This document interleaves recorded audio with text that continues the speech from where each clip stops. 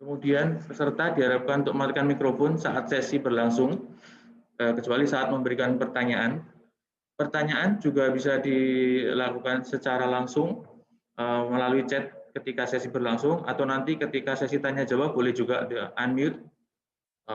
Untuk di chat box, mohon disertakan nama dan instansinya atau perusahaan, kemudian pertanyaan supaya kami tahu dari mana pertanyaan tersebut.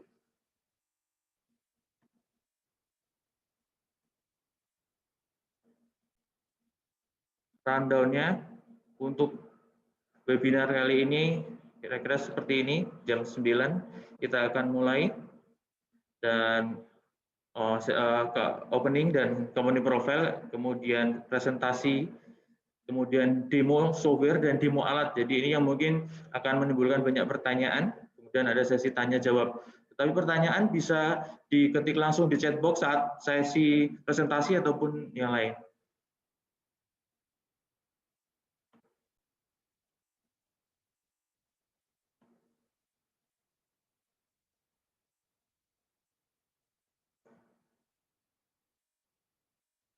Sebagai perkenalan, nanti untuk sesi presentasi alat nanti akan disampaikan oleh Pak Respati sebagai produk marketing PT Quantel Indonesia. Sebelumnya kami akan memberikan penjelasan singkat tentang company profile Chroma, siapa Chroma, dan apa produk-produk kami, apa solusi-solusi yang kami punya. Baik.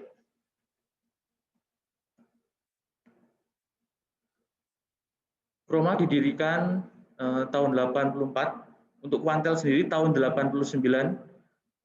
Quantel sudah diakuisisi oleh Chroma sejak 2017 dan menjadi bagian dari Chroma, makanya kami menjadi Quantel Chroma Group.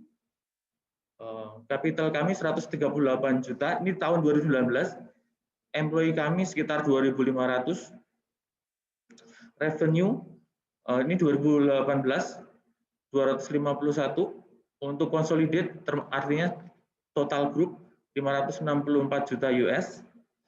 Headquarter kami di Taiwan, dan produk kami memang spesifik di test measurement, automated test system, intelligent manufacturing system, dan test automation, turnkey solution. Ini adalah visi dan misi dari Chroma.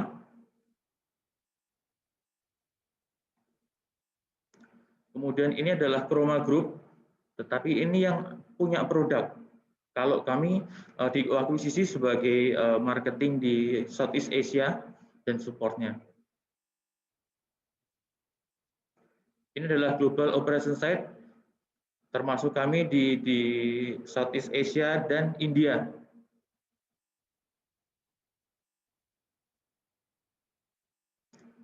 Ini adalah headquarter kami. Sekarang kami sudah berpindah di sini, headquarternya. Ini kemudian Worldwide Technical Supporting System, termasuk di Southeast Asia, termasuk kami di Indonesia. Ini organisasinya kira-kira seperti ini. Ini adalah bisnis unitnya, test measurement, semiconductor, dan sebagainya.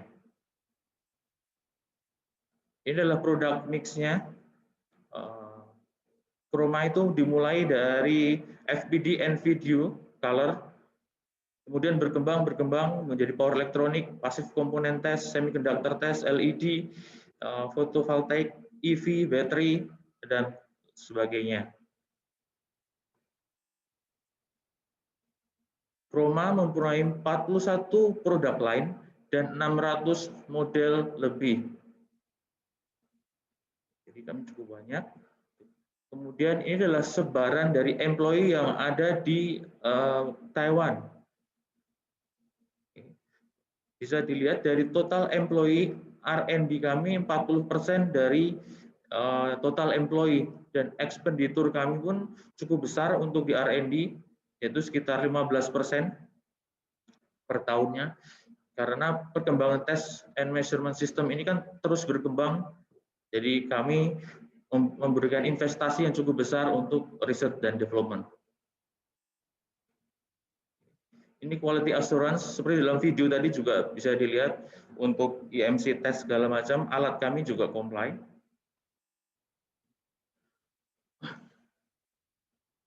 New market yang sedang EV, baterai, kita juga punya solusi bahkan untuk 5G test. Ini adalah customer global, secara global. Termasuk di sini untuk otomotif yang sedang in kan Tesla dan macam EV yang developer lain.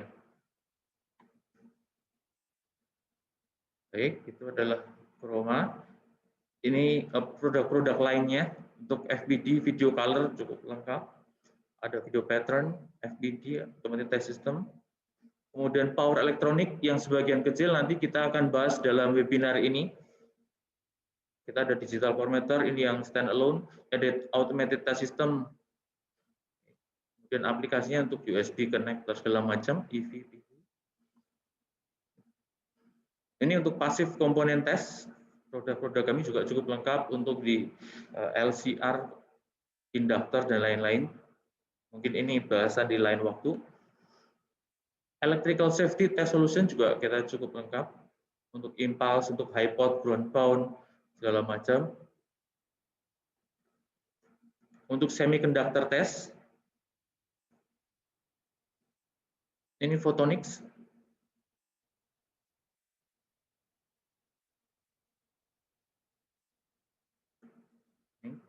Untuk optical. Kemudian ini yang sedang in juga untuk di clean technology, di EV, di PV, kita juga ada beberapa solusi untuk pengetesan di misalnya untuk baterainya, untuk charging station, bahkan untuk EV-nya, untuk part-partnya pun. Untuk LED kita ada untuk dari wafer chip, package, modul, hingga ke lighting-nya. Untuk PV dari wafer, cell, hingga ke modul sistem. Untuk EV, kita juga cukup banyak solusi untuk HCU atau VMS.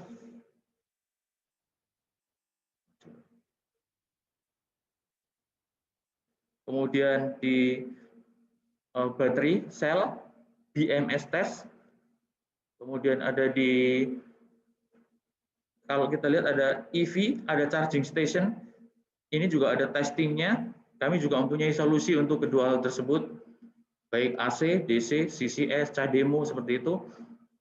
Kita juga ada solusinya. Untuk motor statornya juga kita ada solusi testing. Untuk baterai, kira-kira seperti ini untuk cell formation, cell reliability, module and pack. Tapi mungkin ini untuk bahasan kita bulan depan. Mungkin bulan depan kita akan mengadakan webinar kembali untuk EV ini. EV testing. Ini global baterai dan ini ya, EV yang sudah memakai kita, termasuk sekarang ada Gogoro, ya Honda dan segala macam, termasuk Tesla. Untuk IMS, ini juga untuk automation public, turnkey solution. Baik. Demikian opening untuk webinar kali ini. Kami serahkan waktu dan tempat kepada Bapak Respati untuk melakukan presentasinya.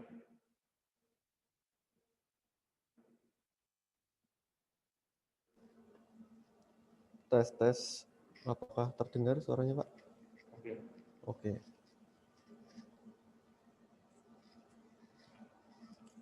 Baik, selamat pagi Bapak dan Ibu sekalian. Pada hari ini saya akan membawakan materi webinar untuk yang berjudul Power Efficiency Test Solution. Saya sendiri adalah Respati Biwara, saya produk marketing dari PT Quantel. Dan untuk memulai webinar kali ini, materinya apa saja? Yang pertama itu ada introduction dari Power Efficiency Testing itu sendiri, kemudian Power Efficiency Testing, kemudian yang ketiga ada breakdown equipment, apa saja yang akan dipakai dan digunakan.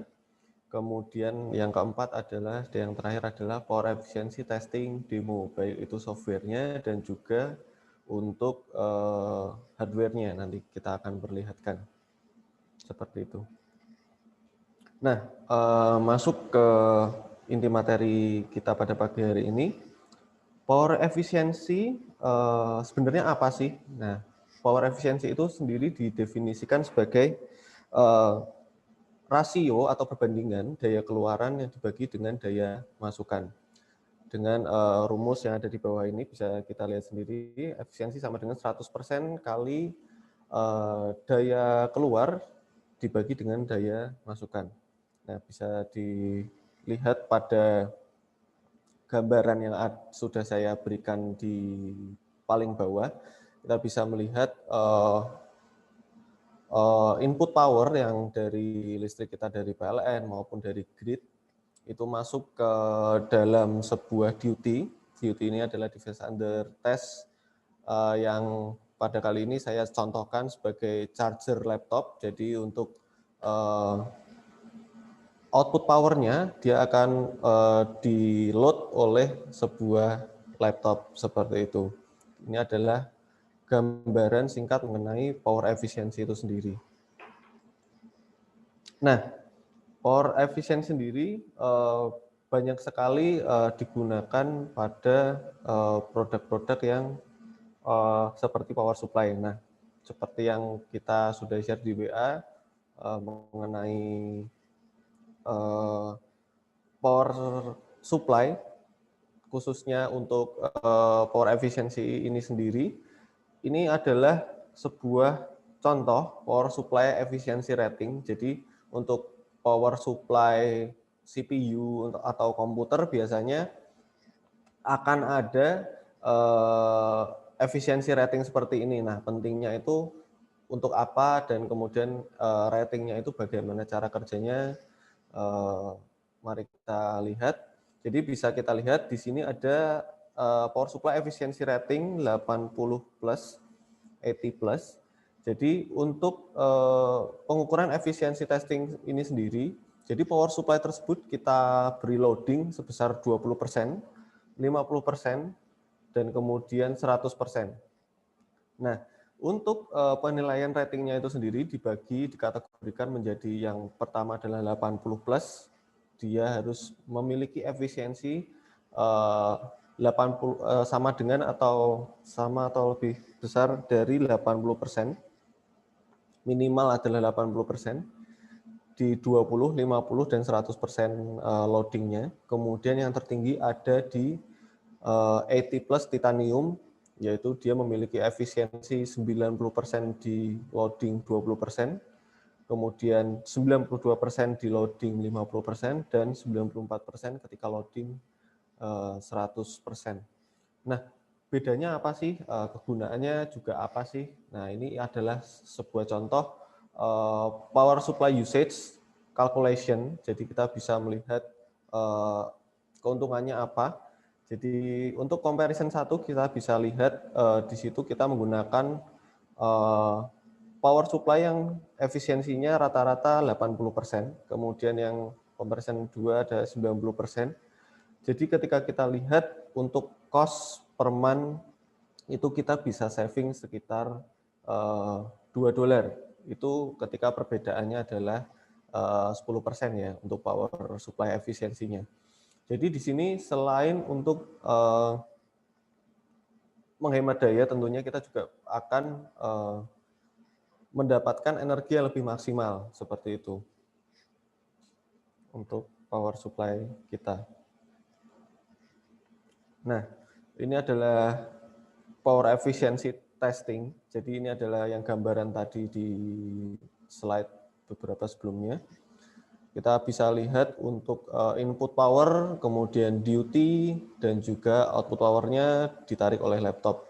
Nah, untuk pengetesan power efficiency testing ini, untuk segi input power kita akan menggunakan sebuah AC source, kemudian power meter untuk melakukan pengukurannya, input power, kemudian duty itu sendiri, kemudian untuk segi output powernya kita akan menggunakan electronic load atau programmable load. Seperti itu. Nah, untuk gambarannya lah, Bisa saja Pak, saya juga menggunakan eh, alat yang lainnya. Nah, bedanya apa? Di sini kita mengintegrasikan asesor, power meter, dan electronic load menjadi sebuah software yang sudah jadi. Jadi software reportnya nanti akan sudah mengkalkulasi sebuah perhitungan power efisiensi. Kalau kita logika juga kan seharusnya untuk input harus ada pengukurannya, jadi harus ada power meter di sisi input dan kemudian ada juga power meter di sisi output, seperti itu kan. Nah, kalau untuk menggunakan power efficiency software kita hanya perlu menggunakan satu power meter, jadi lebih hemat seperti itu. Jadi nanti AC source akan dikendalikan oleh PC atau laptop, kemudian power meter akan dikendalikan juga oleh PC atau laptopnya, kemudian electronic load juga seperti itu. Kemudian ketiga alat ini akan kita combine menggunakan sebuah software power efficiency, seperti itu. Nah, untuk equipment-nya apa saja, ini akan saya breakdown. Yang pertama ada AC source, yang kedua ada power meter, dan kemudian ada DC electronic load. Jadi kita akan melihat kira-kira apa saja alat-alat yang bisa digunakan. Yang pertama dari AC source. Kegunaannya sendiri sebenarnya hanya untuk power up duty dengan source yang akurat dan dapat diprogram. Voltage range-nya sendiri dari alat chroma, AC source chroma itu ada di 0 sampai 350 volt, kemudian frekuensi 15 Hz sampai 2 kHz atau DC, kemudian dengan akurasi 0,1% of reading plus 0,2% of full scale. Jadi untuk segi programmable dan keakuratannya sudah bisa diandalkan.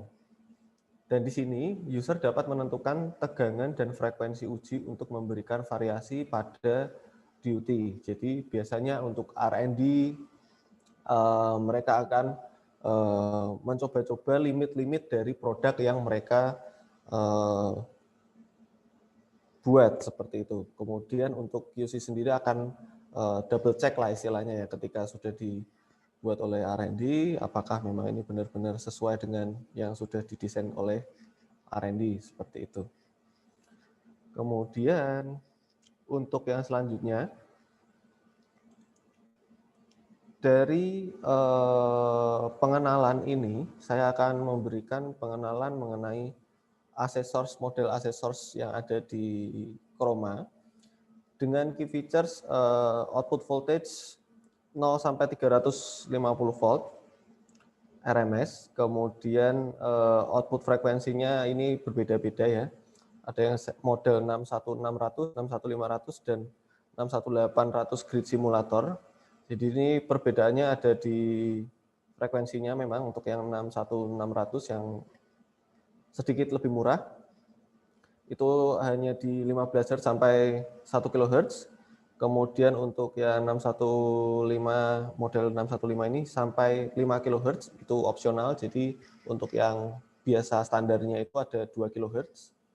Kemudian untuk yang grid simulator karena memang dia diperuntukkan sebagai simulator dari grid. Jadi memang dia hanya perlu power yang besar. Jadi untuk frekuensinya dia hanya mencakup 30 sampai 100 Hz seperti itu. Nah, untuk AC source kita juga mempunyai user selectable phase 1 atau 3 fase. Jadi di dalam satu AC source kita bisa mengeluarkan listrik 1 fase atau 3 fase. Di model-model kami ini bisa semua, jadi hanya untuk 61600 dan 61500 di beberapa model, jadi yang model-model baru saja. Kemudian untuk yang selanjutnya adalah key features untuk full 4 quadrant. Itu apa nanti akan saya jelaskan lebih lanjut di slide selanjutnya. Jadi untuk yang 61600 itu dan 615 hanya untuk 2 kuadran, hanya untuk sourcing aja. Tapi untuk yang grid simulator dia bisa source dan bisa load. Jadi dia bisa regeneratif. Kemudian selanjutnya ada key features fully programmable, kemudian turn on dan turn off phase angle. Turn on dan off phase angle ini untuk melakukan inrush measurement, inrush test biasanya. Kemudian untuk key feature selanjutnya ada juga power line disturbance simulation. Jadi kita juga bisa mensimulasikan gangguan-gangguan yang ada listrik yang ada di PLN atau mungkin di daerah-daerah tertentu. Kita bisa mensimulasikannya atau sesuai dengan keinginan kita. Kemudian ada juga harmonic dan interharmonic waveform synthesizer. Jadi kita bisa menimbulkan harmonic dan interharmonic dengan AC source kami. Kemudian ada juga current harmonic measurement dan juga ada yang regeneratif untuk yang grid simulator seperti itu.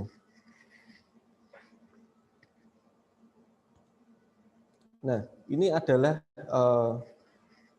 gambaran dari sebuah power line disturbance. Jadi di AC source kami nanti akan ada step mode, pulse mode, kemudian least mode seperti ini.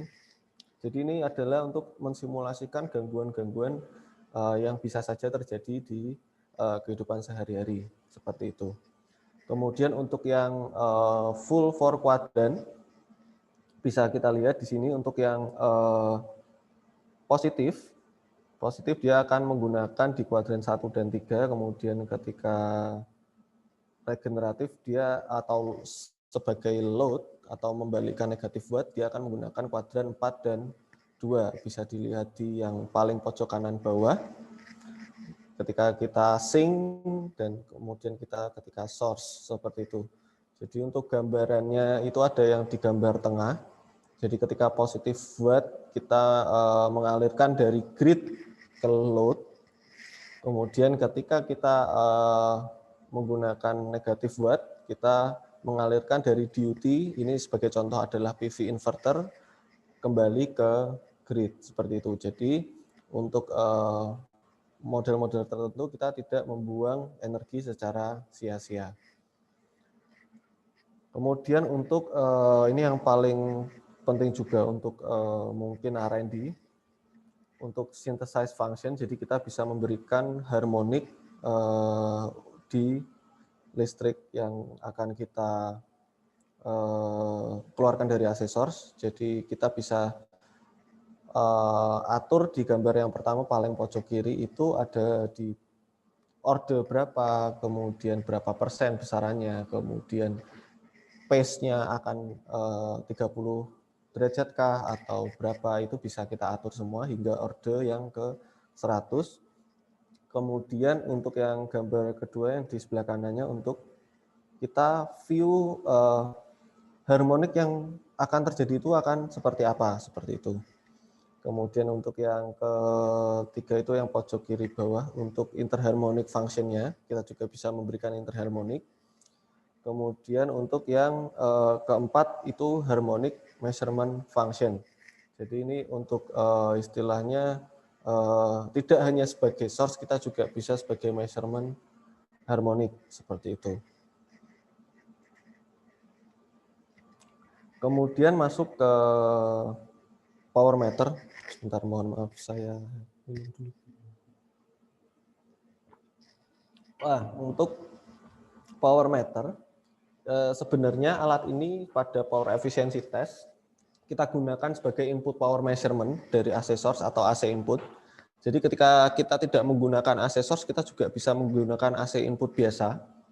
Seperti itu. Jadi tidak memerlukan AC source, tapi ya bedanya nanti selain tidak begitu akurat seperti yang kita inginkan, tidak bisa menggunakan istilahnya ganti frekuensi, kemudian ganti amplitudo dan sebagainya macamnya kalau kita tidak menggunakan AC source. Nah, untuk voltage-nya yang di-cover oleh sebuah power meter kami, itu ada 15 sampai 600 VRMS, kemudian untuk frekuensinya 15 Hz hingga 10 kHz DC. Nah, di sini user tidak perlu melakukan perhitungan kalkulasi tambahan karena proses itu sudah dilakukan oleh software kami, Power Efficiency, yang akan ditampilkan juga sebagai report file.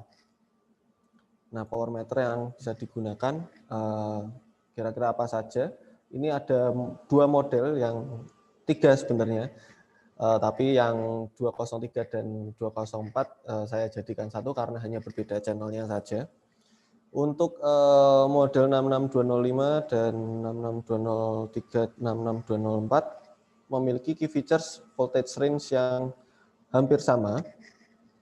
Kemudian current range-nya itu untuk yang 66205 sedikit lebih besar hingga 30 ampere RMS. Kemudian frekuensi range-nya juga hampir sama. Kemudian untuk channel, jumlah channel untuk 66205 hanya single channel. Untuk yang 66203 dan 66204 3 dan 4 channel. Kemudian perbedaannya untuk yang 66205 dia memiliki harmonic measurement sesuai dengan standar IEC 61000-4-7. Jadi dia bisa melakukan harmonic measurement. Kemudian kedua-duanya memiliki support untuk external shunt dan CT untuk higher current seperti itu. Dan kedua-duanya juga MITS Energy Star atau EN 50564 dan IEC 62301 ini sebenarnya untuk apa? Ini sebenarnya hanya ketika melakukan pengukuran power meter ini dianggap sudah stabil seperti itu. Jadi pengukurannya benar-benar istilahnya tidak lompat-lompat seperti itu. Jadi mudah dilihat. Kemudian untuk total harmonic distortion dan user specify order distortion measurement, kedua-duanya juga sudah bisa. Jadi kedua-duanya bisa melakukan pengukuran untuk THD, total harmonic distortion. Kemudian juga bisa melakukan inrush current dan energy measurement. Jadi ketika power meter ini dikombin dengan assessors kami ketika kita ingat-ingat lagi tadi ada turn on dan turn off phase angle. Jadi ketika kita melakukan inrush current measurement, kita harus menggunakan sebuah peak dari sebuah sine wave di assessors. Nah, jadi untuk kegunaan dari turn on dan turn off phase angle dari assessor sebenarnya untuk pengukuran inrush current ini. Jadi kita bisa combine-kan power meter dan assessors untuk melakukan inrush current measurement sesuai dengan yang paling sesuai. Kemudian untuk voltage and current harmonic measurement untuk 6625 bisa untuk up to 100 orders, yang model lainnya hanya untuk 50 order seperti itu. Kemudian ini adalah gambaran dari measurement yang ada di power meter kami. Jadi ini adalah perbedaannya kenapa kita memiliki power meter yang lebih stabil dari yang lainnya, karena kita menggunakan seperti pada gambar kita bisa lihat, kita melakukan 4 kali measurement, kemudian ketika kita akan mendisplaykannya, kita akan membuat rata-rata dari keempat measurement tersebut. Kemudian untuk inrush current measurement function, seperti yang tadi saya bilang, dikombin dengan assessors, di sini bisa kita lihat yang pojok kiri bawah, ada level A, B, dan C. Jadi kita bisa memilih menggunakan delay ketika kita tidak ingin mendapatkan sebuah inrush current, atau kita bisa membuang delay tersebut ketika kita ingin benar-benar mengukur inrush current yang ada, seperti itu. Jadi di sini untuk melakukan pengukuran inrush. Jadi kalau untuk yang A itu ketika dia mau naik, B itu ketika dia peak benar-benar yang inrush terbesar, kemudian yang C itu adalah inrush kedua istilahnya. Jadi kita bisa mau mengukur yang mana, kita bisa memilih dengan delay tersebut. Kemudian untuk yang gambar ketiga adalah untuk harmonic measurement. Ini adalah gambaran ketika kita melakukan harmonic measurement dengan power meter kami. Kemudian yang selanjutnya ada DC load. Ini adalah equipment yang terakhir. Untuk equipment DC load ini sebenarnya kegunaannya untuk output power measurement. dan load simulation. Seperti yang tadi saya bilang kan, di sisi load kan juga harus ada measurement-nya, harus ada power meternya juga. Nah, di sini di sisi load kami selain sebagai load simulation, tapi juga sebagai measurement dari load itu sendiri. Kemudian kita memiliki banyak sekali voltage range, current, dan power untuk mengikuti user requirement. Jadi kita memiliki banyak sekali produk DC load, model-model DC load. Kemudian ini adalah salah satu produk unggulan dari Chroma sebenarnya untuk power elektronik. Kemudian kita di sini bisa mensimulasikan load DC yang sesuai dengan kebutuhan dan ketentuan dari user. Jadi sesuai dengan duty yang akan istilahnya ingin dites seperti itu.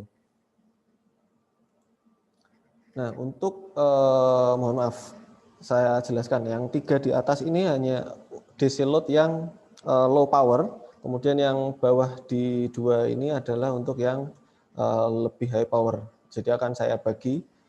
Jadi untuk yang pertama, untuk yang low power, di sini ada beberapa model sebenarnya, tapi hanya akan saya sebutkan 3. Jadi untuk yang paling baru ada model 63000. Kemudian untuk yang modular membutuhkan mainframe itu ada 6310A. Kemudian juga ada modular lagi, tidak istilahnya independen, ini modularnya model 63600. Nah, untuk voltage range-nya sendiri untuk yang seri paling baru hanya ada untuk 150 volt maksimal.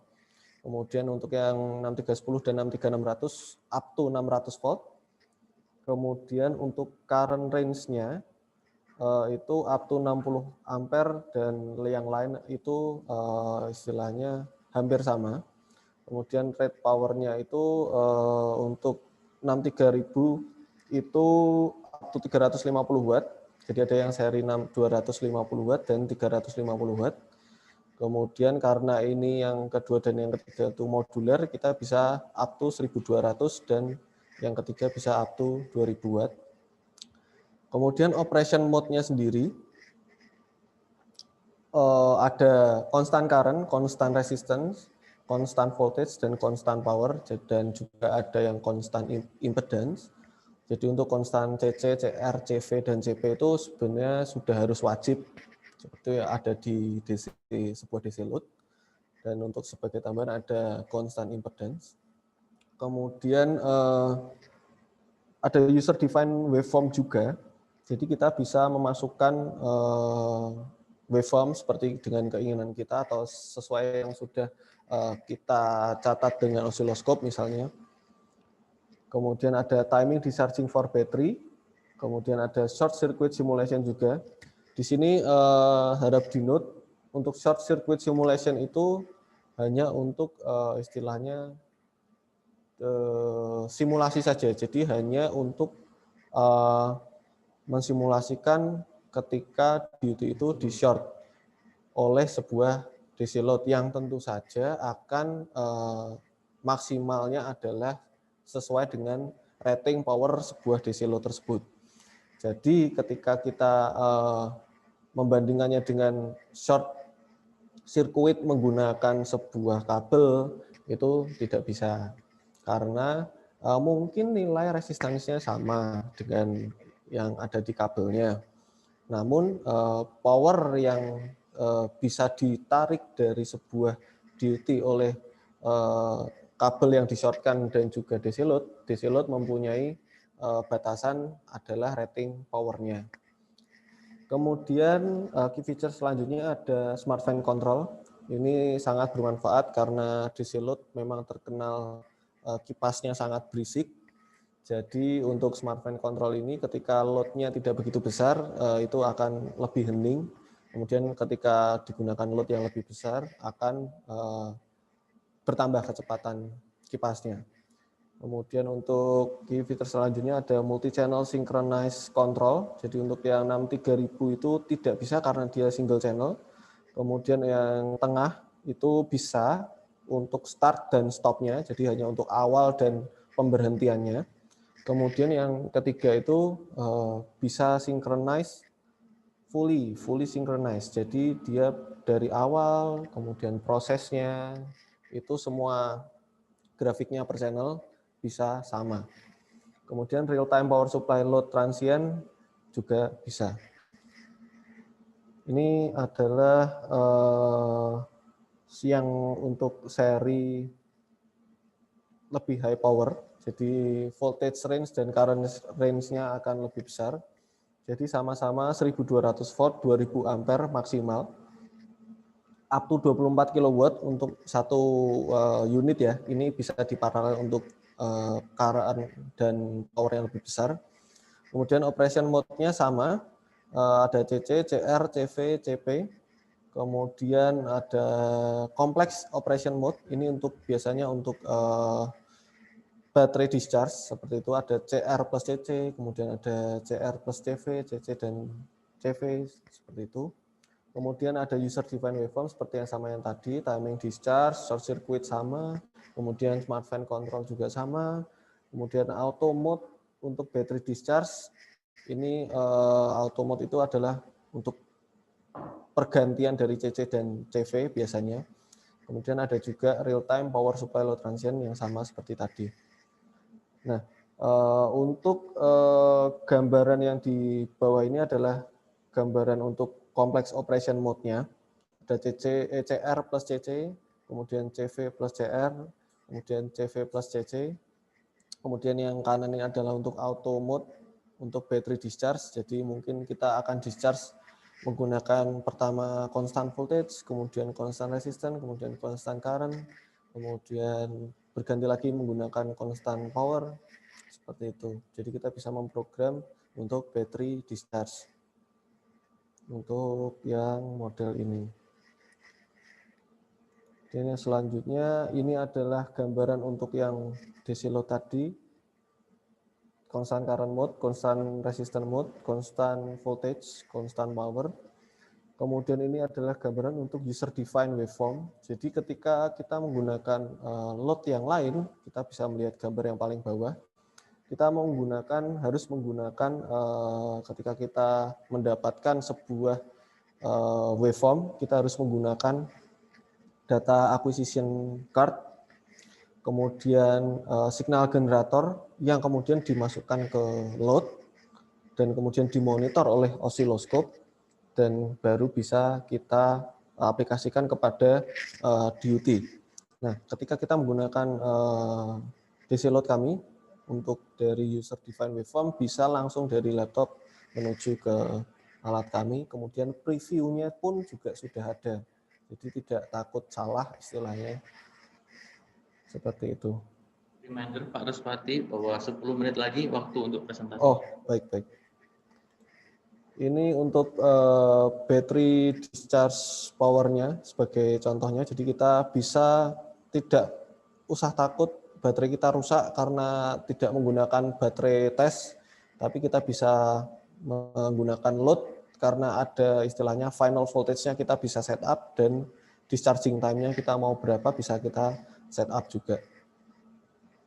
Dan ada watt hour dan ampere hour calculation-nya ketika kita load dengan DC load chroma.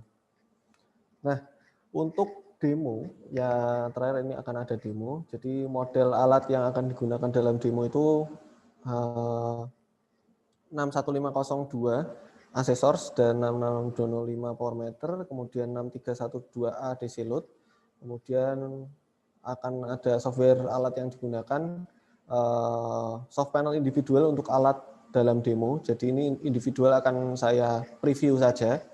Kemudian soft panel integrasi untuk pengukuran efisiensi power efisiensi tersebut. Kemudian setting koneksi, USB interface untuk power meter. Jadi saya menggunakan USB untuk power meternya. Kemudian RS232 untuk AC source dan DC load yang saya gunakan. Kemudian untuk setting softwarenya nanti akan saya perkenalkan untuk setting duty, kemudian spek detailnya, kemudian load-nya seperti apa, kemudian nanti AC input setting-nya seperti apa, kemudian tes setup-nya akan apa saja. Nah, DUT atau device under test yang akan saya pakai ini adalah charger handphone lama saya sebenarnya, jadi makanya mohon maaf agak jelek itu di situ. Jadi saya menggunakan phone charger dengan ini yang tertulis ya, AC input rate-nya 100 volt hingga 250 volt, 50 sampai 60 Hz. Kemudian DC output rate-nya 5 volt 2 ampere. Seperti itu. Baik, itu adalah presentasi dari saya. Mungkin akan ada break dulu sekitar 1-2 menit untuk saya mempersiapkan alatnya. Jadi mungkin saya kembalikan ke Pak Joko terlebih dahulu. Terima kasih. Oke, baik. Pak Raspati, terima kasih atas presentasinya. Jika ada pertanyaan, silakan diketik atau nanti bisa diskusi ketika setelah demo ya. Tetapi saya informasikan juga bahwa webinar kali ini bukan hanya untuk riset, tetapi aplikasi ini juga mungkin untuk Bapak dosen atau pengajar, karena terakhir di 2019 sebelum Corona ada beberapa university yang sudah purchase dan on the way purchase itu untuk tujuan mengajar juga Pak, karena ketika teori gitu ya, itu masih pengalaman kami dengan beberapa pengajar ya Pak, dengan dosen, ketika teori kan oke gitu, tapi ketika mau mensimulasikan, misalnya mau menunjukkan kepada mahasiswa kalau ada harmonik ketiga dan kelima itu efek di outputnya seperti apa sih gitu kan, agak susah kalau mencari di natural ya, di PLN.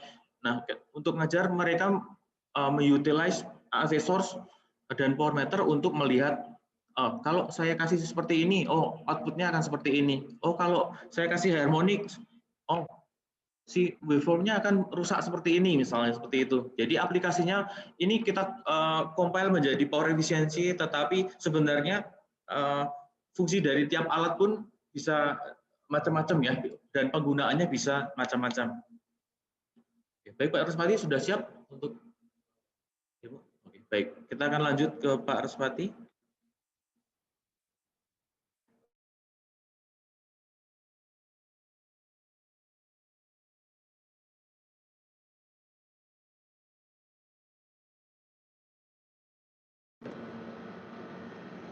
Halo, halo. Ya. Dari sana. Nah, jadi untuk demo kali ini saya matiin video saya dulu aja karena biar fokus ke alatnya. Kemudian yang pertama kita akan saya perkenalkan dulu alat-alatnya. Jadi yang bawah kiri ini ada AC source, kemudian ini adalah power meter kami, kemudian ini adalah DC load-nya, seperti itu. Nah, untuk alatnya sendiri, AC source kita menggunakan programmable AC source model 61502. Ini seri 61500, seperti yang tadi kita kalau ingat pada presentasi, kita bisa membangkitkan harmonik dan sebagainya macamnya, ada power line disturbance. Jadi nanti kalau misalnya ada pertanyaan mengenai AC source ini, mengenai key features-nya mungkin bisa ditanyakan juga. Tapi ketika untuk power efficiency ini, sayangnya tidak ada pengetesan gangguan-gangguan seperti itu. Jadi kemudian yang kedua itu untuk digital power meter. Ini kalau misalnya tidak terlihat dengan jelas bisa diketikkan ya supaya kami juga tahu. Untuk di monitor kami sih terlihat nampak dengan jelas. Nah, ini digital power meter dengan model 66205. Jadi dia single channel untuk power meter kami ini. Kemudian dia datang dengan measurement test fixture seperti ini. Jadi dia nanti untuk duty-nya tinggal plug and play, tinggal colok saja. Jadi ini adalah duty saya on charger. Kemudian saya load dengan DC load yang ada di bawah ini. Kita menggunakan DC load 6312A. Ini yang modular, jadi mainframe-nya itu 6312A, kemudian dia berisi 2 buah modul sebenarnya. Kemudian untuk modul yang satu tidak terpasang karena memang tidak ada, belum beli. Kemudian ini modul yang saya gunakan adalah model 63123A, 70 ampere, 120 volt, 350 watt. Seperti itu. Nah, itu untuk setup koneksinya seperti yang ada di PPT tadi. Jadi AC source memberikan input tegangan kepada DUT ini, kemudian dia diukur oleh power meter. Jadi kenapa dia, jadi ini itu adalah dari AC source, kemudian ini power meter melakukan pengukuran dari ini, kemudian dia di load oleh sebuah DC load seperti ini. Nah, itu adalah pengenalan dari alat-alatnya. Kemudian kita akan beralih ke software yang akan kita gunakan. Saya akan share screen. Jadi untuk software, sebenarnya untuk Chroma kita namanya adalah soft panel. Jadi untuk soft panel itu sendiri yang tadi akan saya bilang kan ada soft panel individual dan juga ada software untuk power efisiensi. Nah, ini adalah untuk power efisiensi, ini untuk 615 dan 616, kemudian ini adalah untuk power meternya, kemudian ini untuk DC load. Ini DC load, DC load, DC load, dan ada juga DC source. Software-nya seperti apa? Ini untuk tampilan dari software yang ini ya. Ini untuk tampilan yang awal dari AC source 615 dan 616. Dan saya close. Jadi next atau mungkin jika ada pertanyaan kita bisa bahas lagi. Kemudian ini untuk yang power meter kok hilang. Power meter dulu. Nah, power meter ini adalah tampilannya. Jadi ini untuk tampilan awalnya. Kemudian seperti yang tadi juga, nanti ketika ada pertanyaan atau ingin ada pembahasan bisa hubungi kami juga. Kemudian ini ada yang terakhir adalah DC load yang kita gunakan. Ini tampilannya kira-kira seperti ini. Jadi alat-alat kami biasanya memang hadir dengan softwarenya seperti itu untuk penggunaannya lebih mudah. Nah, untuk software power efisiensi sendiri akan seperti ini. Jadi seperti yang bisa kita lihat, mungkin terlihat dengan jelas nggak ya? Ini ada power meter, kemudian DC load 1, DC load 2, kemudian ada AC source juga. Jadi untuk interface yang saya gunakan, yang pertama saya menggunakan USB untuk power meter, kemudian RS232 dan RS232 untuk AC source dan DC load-nya. Kemudian setelah semua settingan oke, kita bisa set oke, akan masuk. Nah, ini akan saya rubah agar bisa lebih share screen-nya akan saya rubah agar lebih jelas.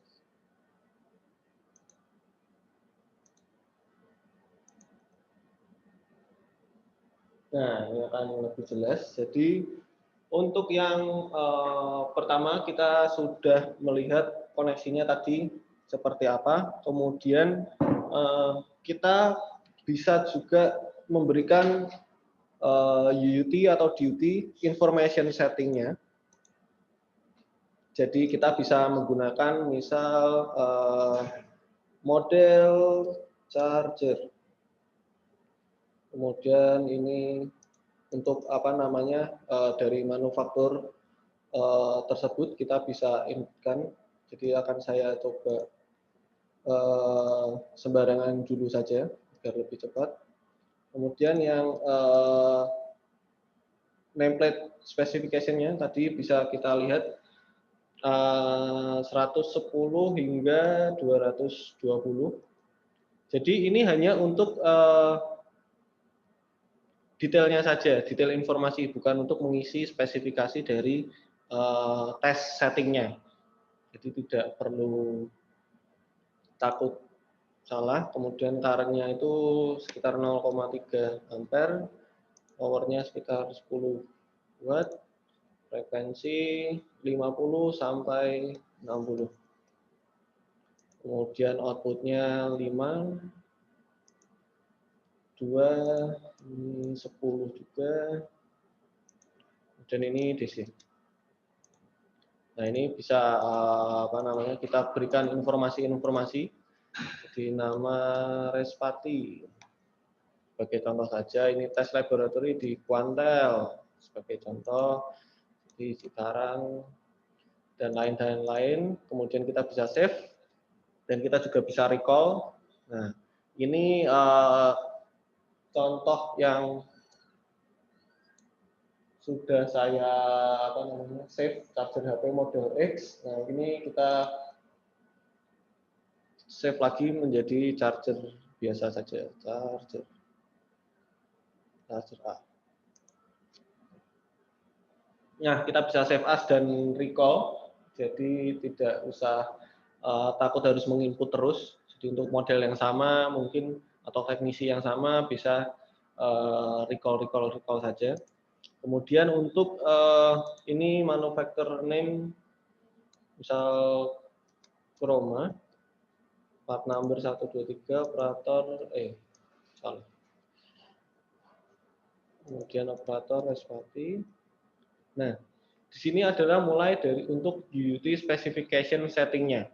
Jadi setelah kita tahu karena phone charger saya hanya 5 volt 2 ampere, nah, ini akan saya masukkan 5 volt 2 ampere di sini. Ini nameplate output power tadi diisi dari yang more detail di sini, jadi dia akan langsung keluar. Kemudian ini untuk DC load-nya. Kemudian ada DC load setting juga. Ini untuk setting rise dan fall slew rate-nya, jadi mau berapa ampere per microsecond. Kemudian ini V on point harus di latch on dulu, jadi kita akan otomatis memberikan load ketika misal di sini 2 volt dan sebagainya macamnya. Nah, karena kita sudah menggunakan DUT yang memerlukan spesifikasi tersebut, jadi saya akan don't care saja, jadi saya akan off untuk memperlihatkan setting load-nya. Kemudian ini mau UUT channel tipenya mau single atau multi. Jadi ketika saya menggunakan phone charger tentunya hanya single. Tapi kalau misalnya kita menggunakan pengetesan power supply CPU, kemudian ada LED driver, kemudian printer mungkin yang multi channel bisa langsung menggunakan multi channel. Nah, ini mau outputnya berapa sesuai dengan load yang kita punya juga. Jadi Bapak Ibu pengen DUT saya channelnya ada 5, tapi loadnya cuma punya 1 channel, ya tidak bisa. Jadi istilahnya harus menyesuaikan juga. Ini saya pilih single. Kemudian tes voltage input yang yang ada di sini bawaan itu ada 115 60 Hz dan 230 50 Hz. Dan kita juga bisa memberikan user define atau istilahnya sesuai dengan keinginan kita. Ini 20 terlalu banyak, akan saya coba 3 saja, misalnya mulai dari 100 tadi ya. 50 Hz, kemudian ada 200 atau 180. 180 dan 250. Jangan lupa frekuensinya diatur 50 Hz. Nah, di sini sistemnya nanti akan saya jelaskan lagi. Jadi ini adalah mungkin input power yang ingin digunakan oleh Bapak Ibu sekalian untuk melakukan pengetesannya. Jadi akan saya back. Jadi kita ingat di sini ada 3 user define setting untuk AC source-nya, jadi AC input-nya. Nah, di sini kita bisa melihat test time-nya akan menjadi 3 jam 21 second karena setiap AC input tersebut kita melakukan pengetesan berurutan. Jadi menunggu efisiensi ini selesai untuk input pertama, kemudian baru lanjut yang kedua, baru lanjut yang ketiga, makanya akan menjadi 3 jam seperti ini. Jadi kita akan menunggu selama 3 jam juga di sini. Jadi besok selesainya ini webinarnya. Nah, ini kemudian saya lanjut untuk UUT test prosedur settingnya. Di sini ada mark step minimal adalah 4, jadi ada, sebentar biar kelihatan, ada burn in atau untuk pemanasan dulu, kemudian efisiensi step 1, 2, 3, 4, ini bisa kita ubah-ubah. Nah, untuk mengubah-ubahnya bisa sesuai dengan keinginan kita juga, mau persen atau value itu berarti nanti ampernya mau berapa. Nah, kebetulan kan tadi sebagai contoh kan yang rating 80 plus, 80 plus itu kan menggunakan persen. Jadi saya akan menggunakan persen saja yang istilahnya lebih mudah juga untuk dikalkulasi. Ada 10, 75, 50, mungkin ini saya ganti 80, atau ini saya ganti 20 sebagai contoh. Nah, untuk time-nya sendiri bisa kita atur juga, jadi karena tidak usah menunggu lama-lama, kita memberikan ini 1 detik, jangan 1 detik, 5, supaya nanti ada waktu untuk berganti. 5 detik saja ada yang error biasanya, karena belum siap berganti udah disuruh testing. Nah, ini nanti akan ada test time sekitar 2 menit 6 second. Jadi ketika sudah ready semua, jadi asesor sudah, load sudah, kemudian spek-speknya DUT sudah, kemudian tesnya mau seperti apa sudah, kita lihat power meternya, karena hanya untuk pengukuran, saya setting menjadi auto saja semua, jadi tidak perlu disetting lagi.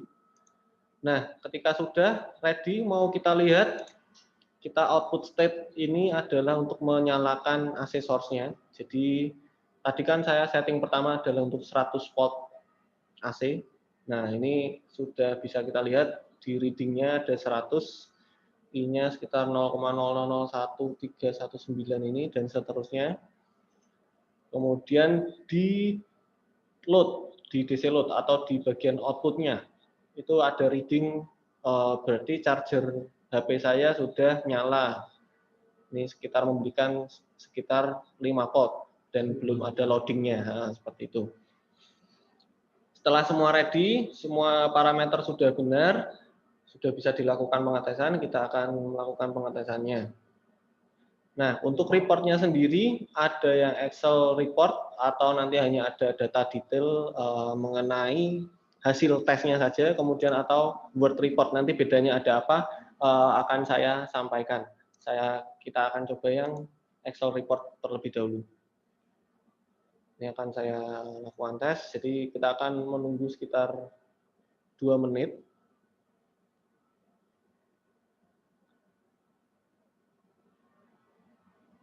Jadi nanti per step-nya akan muncul seperti ini. Atau yang satu saja ya Pak ya?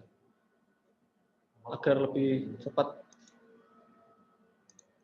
Akan saya ganti yang user define kan tadi ada 3 input, nah saya ganti menjadi ini aja, apa namanya, 1 saja biar tidak menunggu terlalu lama. Jadi ketika tes saya nyalakan, nah ini menggunakan 230 volt 50 Hz. Nah ini jadi turun di voltage charger HP saya menjadi sekitar 4,9, tadi 5. Tes.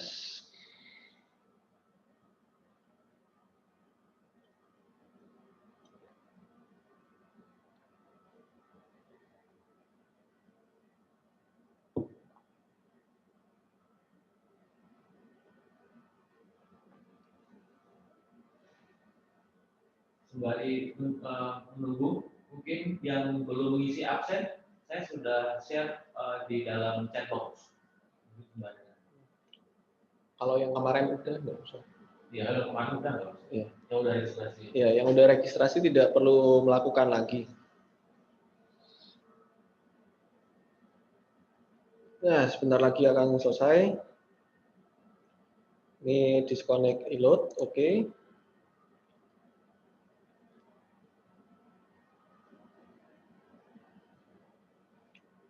Bisa kita lihat di kamera ini juga mungkin tidak terlalu jelas ya, tapi apa namanya, ini juga melakukan pengukuran. Jadi ini bukan tipu-tipu saya pakai software.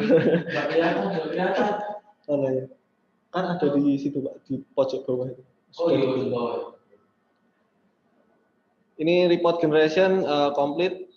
Please save it as another file. Oke, ini akan saya ganti dan stop share untuk share screen saya.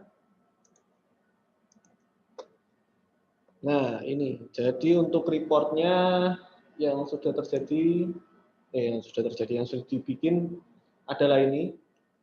Akan saya zoom dulu.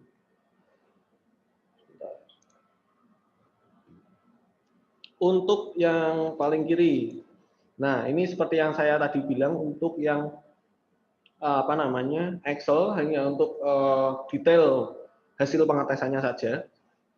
Jadi mulai dari V input, frekuensi, stepnya ada 180 dan seterusnya, kemudian current input, power input, ini input output dari current-nya, voltage output, kemudian dayanya output, kemudian DC output power. Ini DC dan ini pasti sama karena tadi saya memilih DC output power. Kemudian ada juga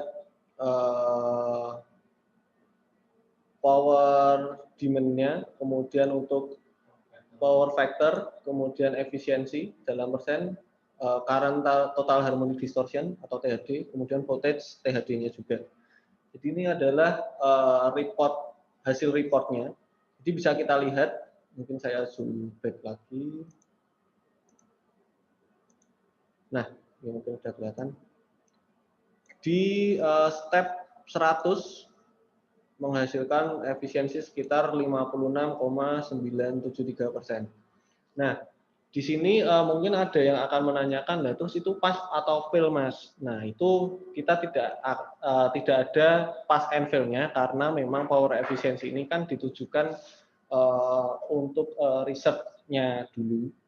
Jadi istilahnya kita yang bisa menentukan produk kita sesuai dengan ekspektasi yang kita pikirkan atau tidak. Mungkin kalau dari R&D seperti itu ya Pak ya. Kalau mungkin dari QC baru make sure mungkin dari R&D mendesain charger phone ini sekitar efisiensinya 50% dan seterusnya itu nanti baru bisa istilahnya menjudge secara manual juga seperti itu. Ini bisa kita lihat di 100% sekitar 56, kemudian 80% sekitar 61, kemudian di 50 ada di 68, kemudian di 20 dan 10 itu sekitar 73 dan 72. Seperti itu. Jadi ini adalah hasil dari perhitungan power efisiensinya. Jadi istilahnya bisa kita simpulkan juga ketika saya nge-charge HP saya juga sebenarnya juga boros juga ini. Banyak yang dibuang jadi panas, mungkin chargernya panas tuh gara-gara itu ya Pak ya. Jadi istilahnya energi yang dibuang itu menjadi panas seperti itu. Ini adalah untuk report dari Excel-nya seperti ini bentuknya. Kemudian ini ada yang untuk yang dalam versi Word. Auto generate. Jadi ketika kita memilih Word, nanti akan ada manufaktur name-nya, kemudian yang tadi sudah kita isi, lab information, kemudian tadi menggunakan alat apa saja, kemudian teknisinya siapa, kemudian hasil dari pengetesan power efisiensinya tentu saja. Ini ada grafiknya, efisiensi terhadap current-nya, load-nya, kemudian power-nya, distribusinya terhadap current-nya, input dan output maksud saya. Kemudian ini adalah hasil dari istilahnya kalau Word dia lebih detail ya Pak ya, karena ada detail-detail yang kita masukkan, kemudian dia auto generate seperti ini. Jadi kita tidak usah menulis istilahnya membuat template lagi, tidak usah, jadi langsung auto generate seperti ini. Kalau baru mau diperbaiki bisa manual seperti itu. Mungkin itu Pak Joko dari saya. Sudah selesai. Oh, 3. Saya save gitu. Oh, ini.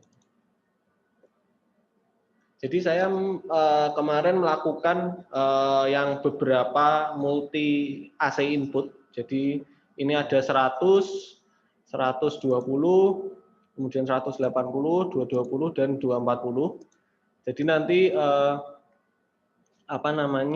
reportnya akan seperti ini.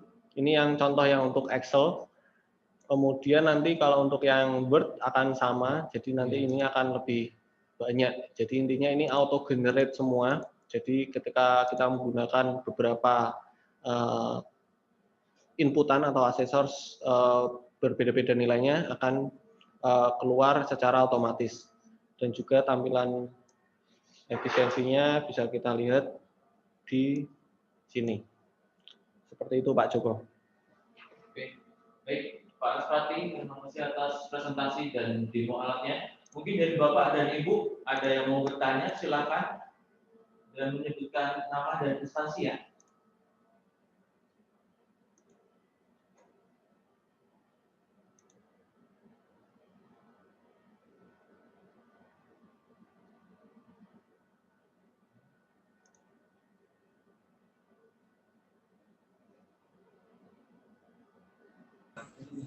Mau tanya Pak Aspati.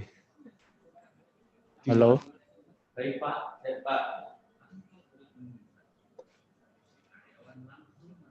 Pak, itu kalau di aplikasi untuk tes power handling bisa nggak ya?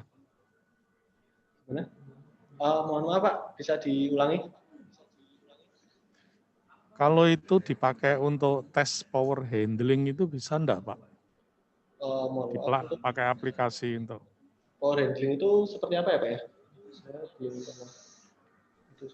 Power handling itu ya ini kemampuan dari power supply itu.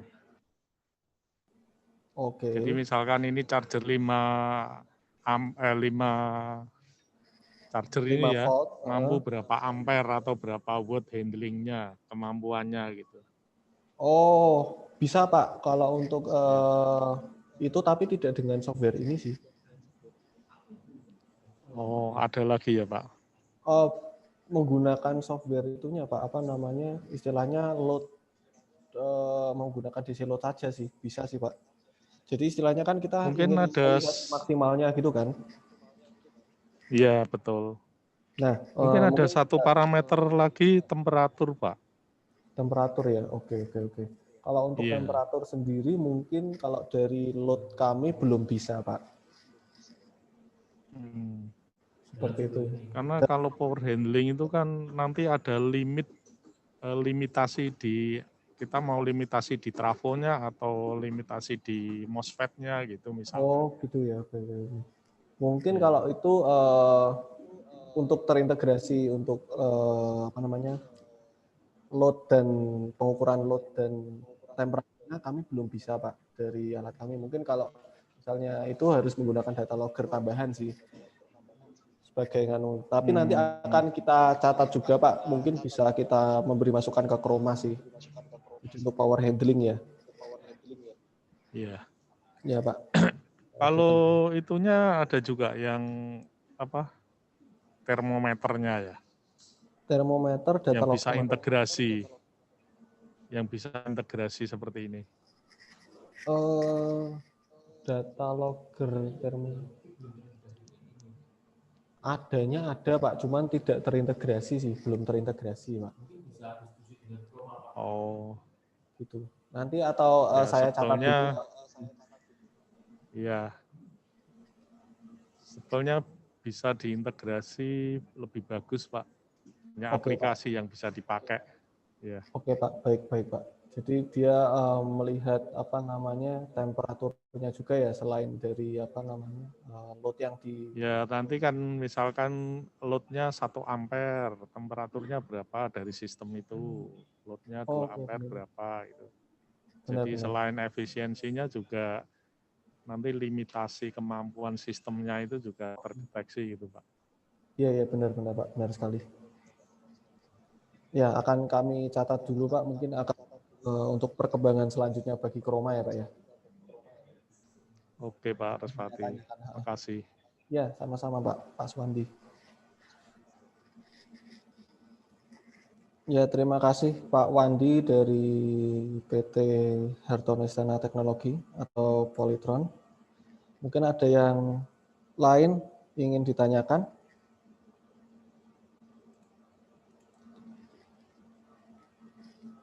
Mengenai power efficiency ini sendiri boleh, tapi mengenai alat-alat per asesor, spot meter, dan DC load lainnya juga boleh.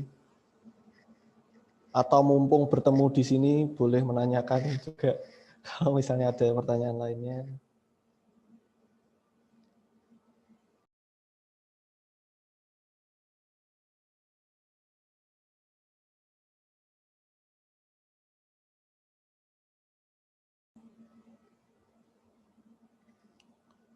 Baik, karena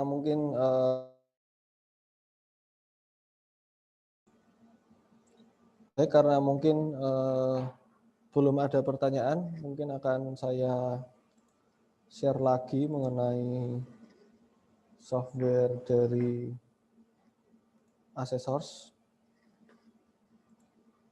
Sebelumnya akan saya matikan dulu.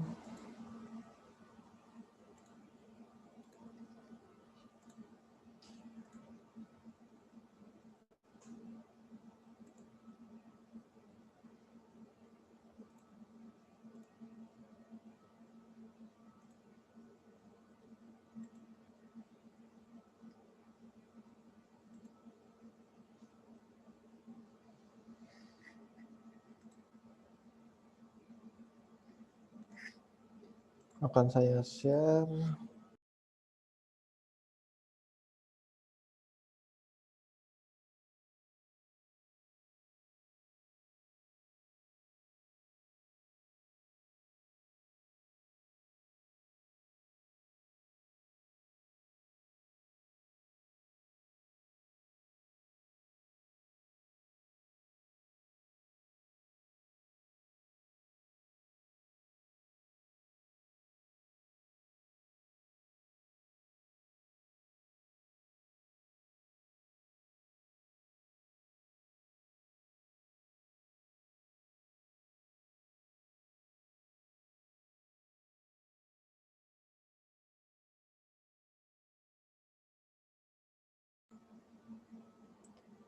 Ya baik, ini adalah tampilan dari software Assessors kami.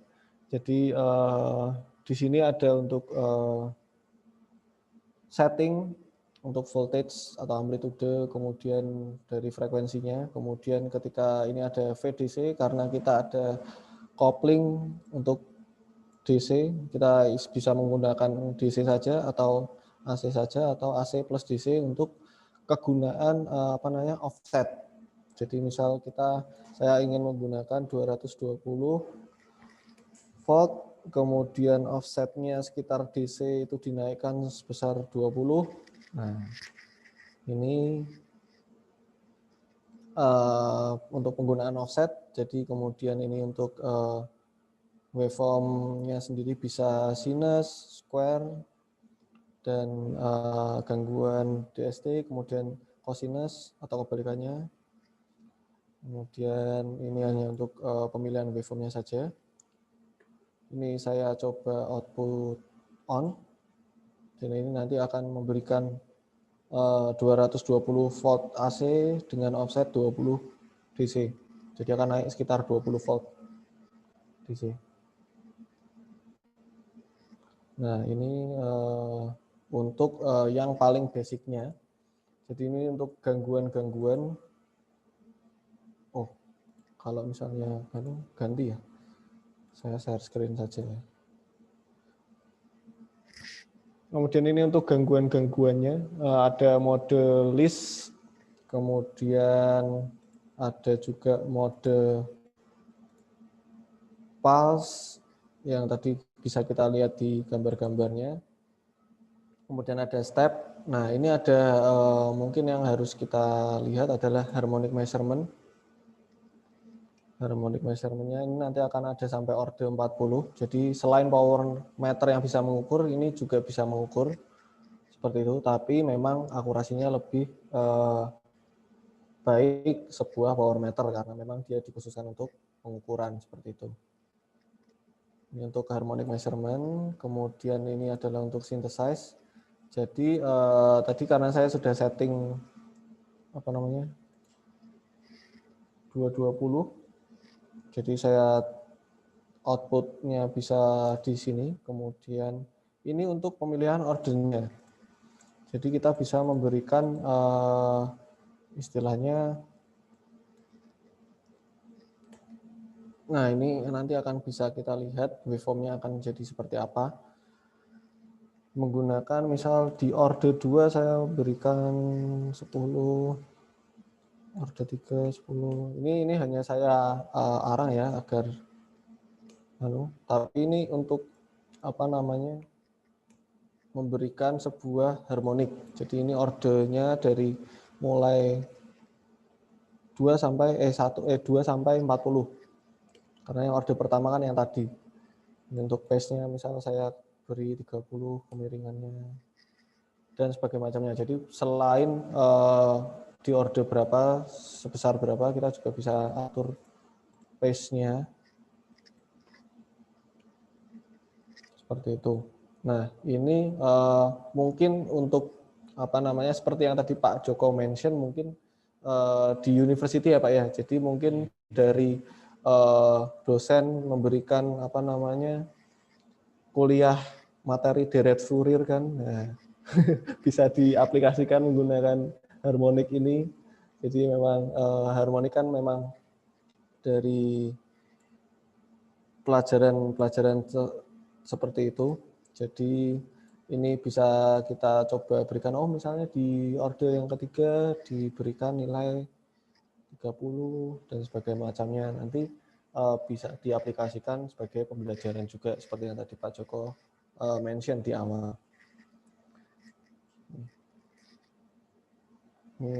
Kemudian trigger on ini adalah output status yang saya berikan di sini. Jadi trigger on ini adalah untuk men-trigger waveform seperti ini.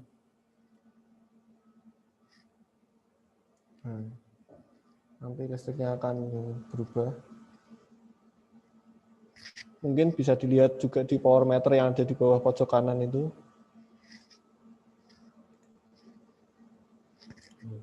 Seperti itu, harusnya berubah sih.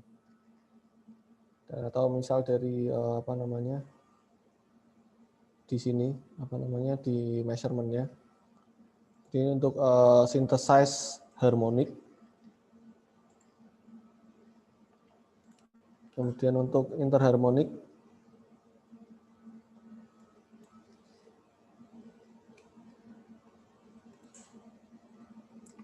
Untuk interharmonic itu kita menggunakan biasanya itu level langsung. Misal kita 10 detik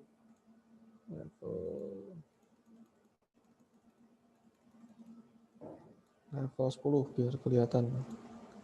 Kita trigger on. Nah, ini dia nanti akan memberikan sebuah interharmonic tergantung levelnya mau berapa. Jadi dia akan berubah. Yang kebetulan tadi saya memberikan 10 detik.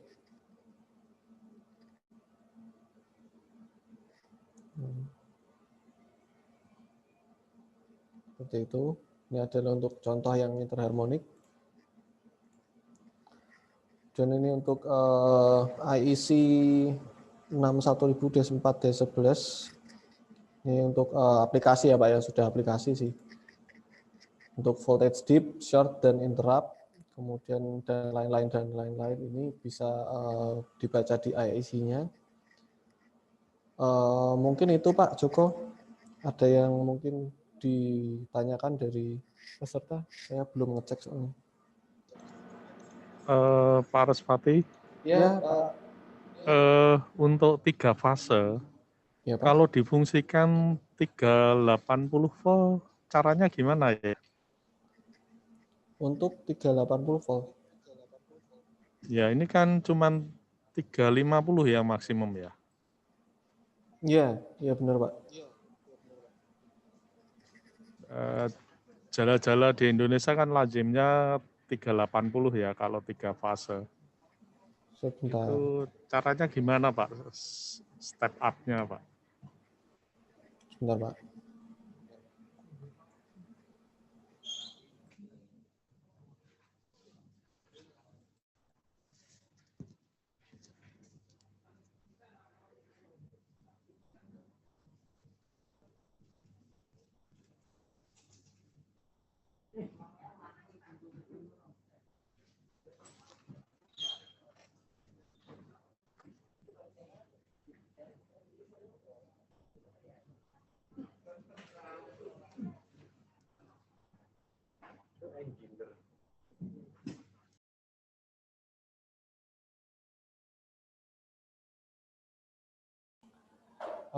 Pak Wandi.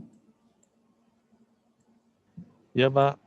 Nah, saya kan mohon maaf ini di Indonesia saya hanya ada yang 1 fase dan kebetulan saya juga belum pernah mencoba bisa atau tidaknya. Tapi nanti akan coba saya tanyakan dulu ya Pak ya. Ya, kemarin saya kan beli yang bisa 3 fase. Ya benar Pak, bisa 3 fase itu. Ya. Saya belum pernah mencoba yang 3 fase soalnya Pak. Tapi nanti akan saya tanyakan dulu, nanti secepatnya akan saya kabarin Pak Wandi ya Pak. Oke Pak, saya tunggu Pak. Makasih. Ya sama-sama Pak.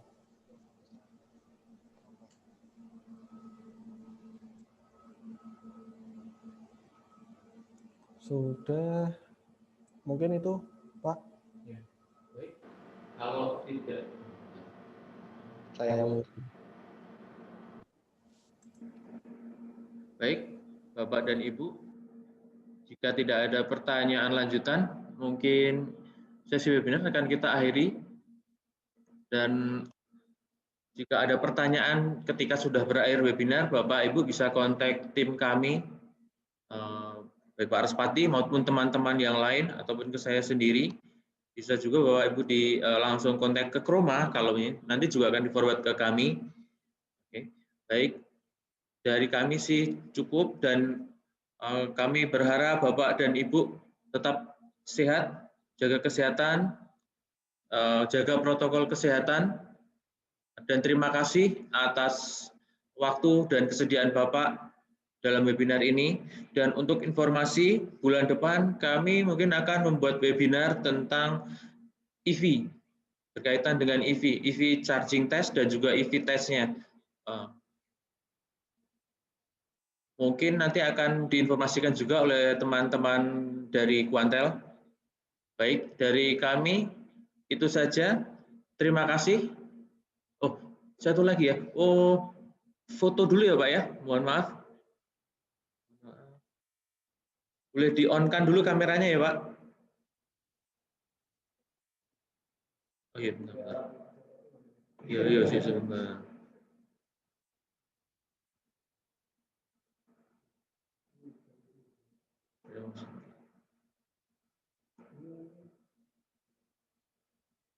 Pak Aprilian Tardian.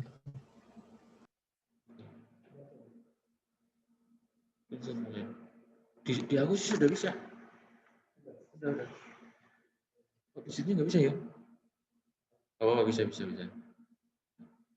Oke.